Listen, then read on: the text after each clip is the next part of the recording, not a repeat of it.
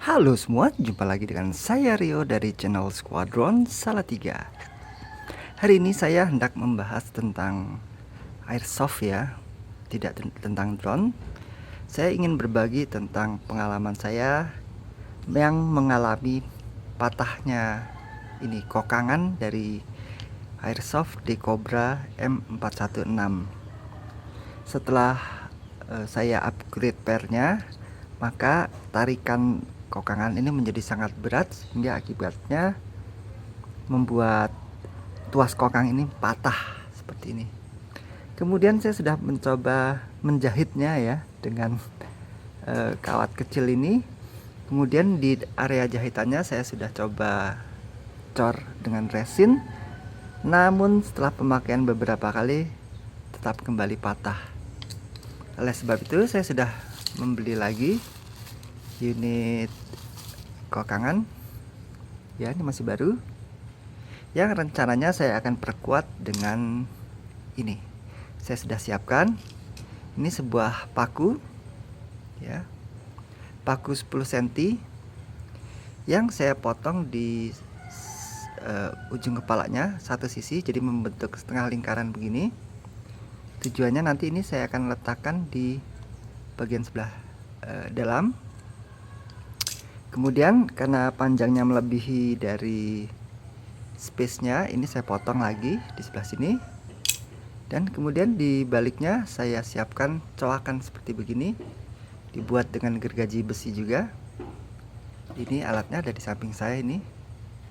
Di semua ini saya kerjakan dengan alat ini dan sebuah batu asah ya. Oke.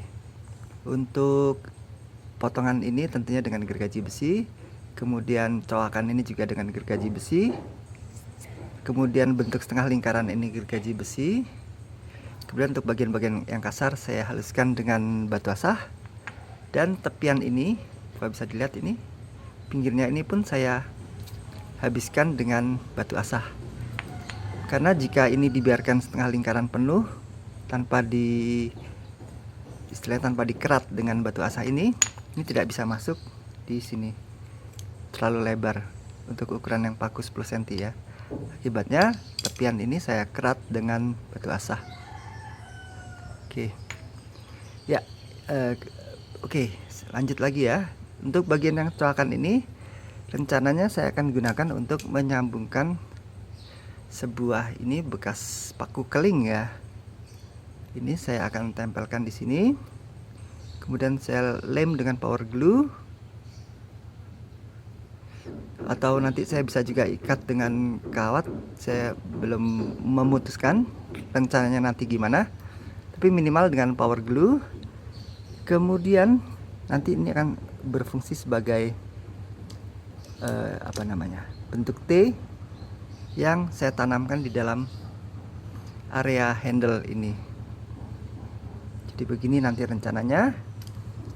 Kemudian jalur-jalur penguat ini atau kisi-kisi tulang ini akan saya buang sehingga paku ini bisa masuk, dan kemudian saya ikuti dengan mengecor menggunakan resin begitu ya.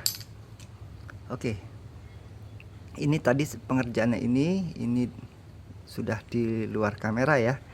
Kita akan lanjut dengan pengerjaan pembuangan tulang-tulang ini serta pengecoran resin. Untuk membuang bagian tulang penguat plastik ini, saya menggunakan capit buaya dan sebuah pisau DIY ya. Oke, kita mulai.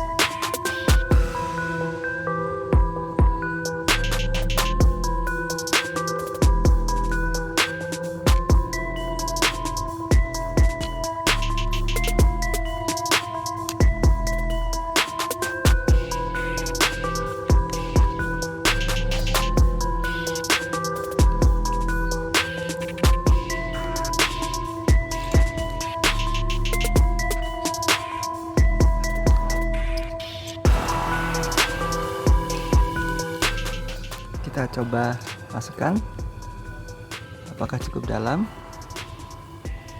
Ya,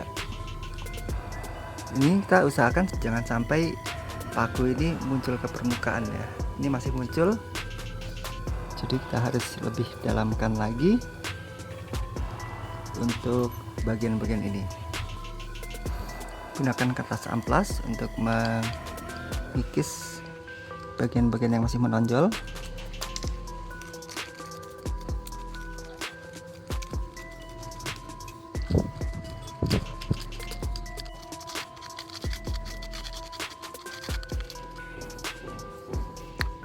Kita coba lagi, apakah sudah cukup dalam. Oke, lebih baik. Selanjutnya kita siapkan sambungan paku keling ini terhadap paku utamanya dengan menggunakan lem Alteco. Ini tidak untuk kekuatan ya, ini sekedar untuk menyatukan saja. Nanti kekuatannya berasal dari car-caran resinnya. Oke, kita kira-kira tengahkan, letakkan di tengah ini ya, kira-kira cukup tengah. Kita teteskan. Sekali lagi, ini nggak apa-apa, nggak perlu terlalu kuat ya, kira-kira seperti ini jadinya. Nah, selanjutnya kita tinggal perkirakan lokasinya, dan kemudian ini kita kerat lagi untuk paku T ini, sisi yang T.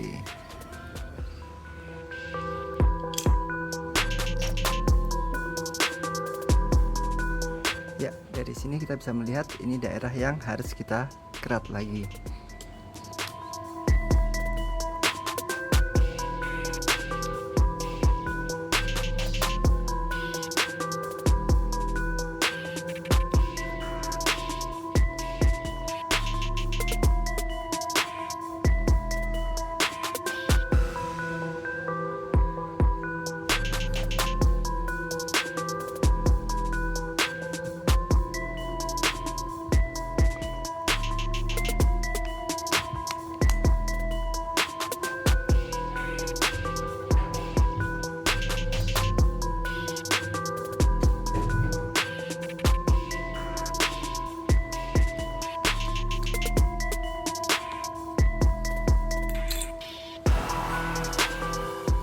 Oke, jadinya seperti ini. Coba lagi, apakah bisa masuk? Ya, bagus. Oke, tahap selanjutnya kita tinggal cor resin ke dalam sini.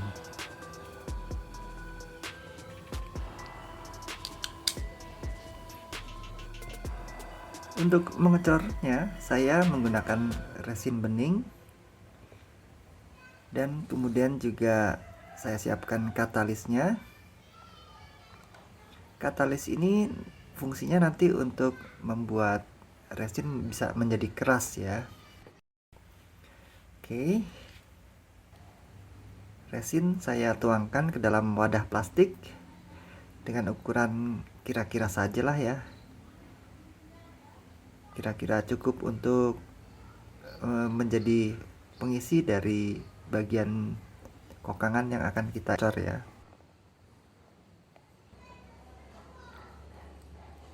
Kemudian saya campurkan sedikit katalis. Ini saya hanya bubuhkan mungkin 2 atau 3 tetes saja ya, karena jika terlalu banyak nanti resin ini akan terlalu cepat mengerasnya.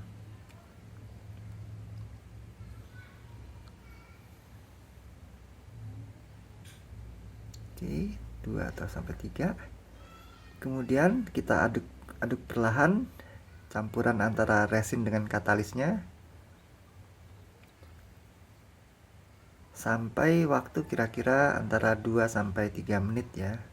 Sampai rata lah.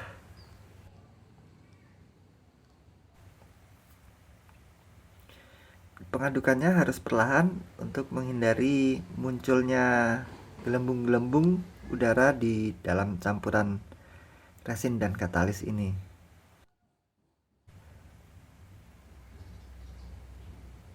Nanti lama-lama campuran resin dan katalis ini akan berwarna agak kekuningan seperti butek begitu, dan kemudian juga semakin kental.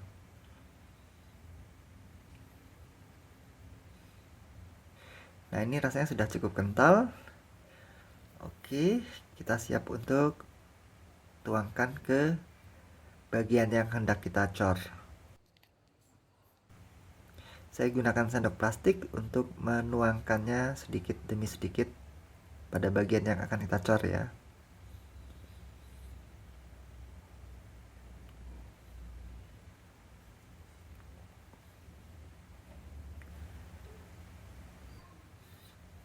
Ini sengaja saya miringkan supaya sebagian dari cairan resin yang saya tuangkan di bagian pangkal ini akan juga mengalir ke bagian tengahnya secara perlahan-lahan.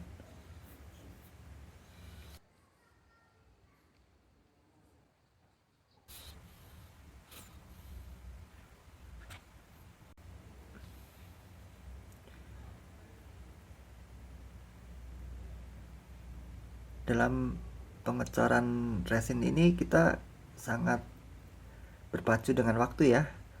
Terlalu lamban akan menjadi pecah-pecah atau mulai mengeras. Terlalu cepat juga mungkin kita menjadi kurang rapi begitu. Saya gunakan sedotan untuk merapikan bagian-bagian yang ketumpahan. Maksudnya yang bagian-bagian yang tidak seharusnya terkena resin, jika terkena kemudian saya ratakan dengan sedotan itu. Saya tuangkan lagi pada bagian-bagian yang belum terkena resinnya. Dalam keadaan masih setengah cair begini, cairan resin ini akan mengisi rongga-rongga yang ada ya.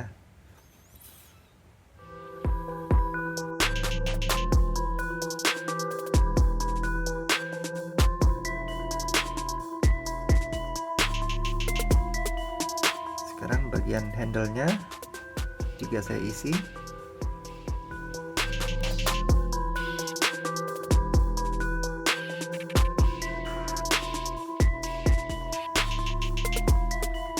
Yang kiri dan yang kanan. Usahakan serapi mungkin dan setiap rongga yang ada terisi. Ya, walaupun saya sendiri juga kurang rapi sih kalau dalam pengerjaan resin seperti ini.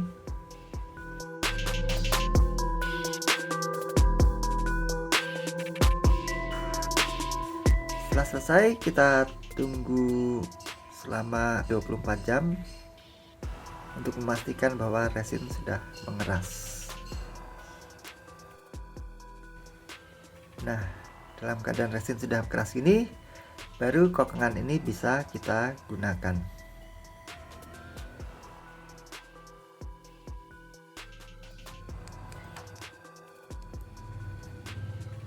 Jadi demikian saja untuk video kali ini. Terima kasih sudah menyaksikannya. Sampai jumpa lagi pada video-video saya berikutnya. Saya Rio dari Salatiga, mohon pamit.